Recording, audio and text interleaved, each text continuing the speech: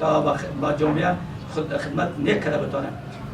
د امام صاحب ولسوالۍ باسوس ښارګوټ کې د بهتر شرکت د استازولۍ د پرانیستي مراسم دي. مسؤلین وایي د دې استازولۍ پرانیستل به خلکو ته د برېښنایي لګښتونو د تادیه بهیر ساده کړي.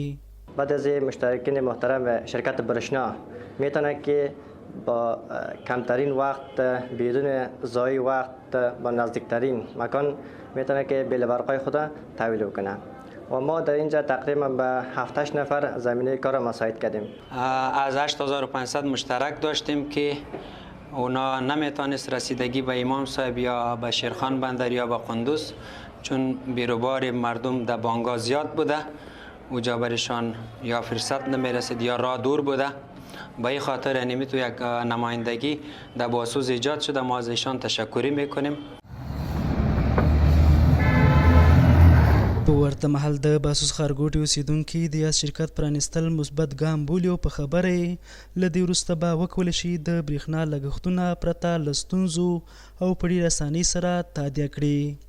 قبلا ما مردم به خاطر صرفه برق بیل برق شیرخان بندر امام صاحب کندوز می رفتیم، بسیار با 2 روز 3 روز نوبت هم نمیرسید، وقت ما ضایع میشد صاحب.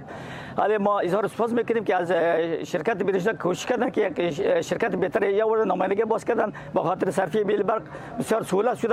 از اول خو چیز بودیم، بسیار به سرگردانی مواجه بودیم. با کندوز می رفتیم، شیرخان بندر و از ولسوالی حضرت امام صاحب در وقت‌های گرمی و خنکی و سردی بسیار با مشکل مواجه بودیم. برای فعلا الحمدلله از امارت اسلامی هم راضی هستیم که این سهولت‌ها را به ما آورده. بهتر شرکت داسې مهال په امام صاحب ولسوالۍ کې فعالیت پیلوي چې تر دې وړاندې په یو شمېر نورو ولایتونو کې هم خپلې څانګې پرانیستي او خلکو ته ورته خدمتونه وړاندې کوي.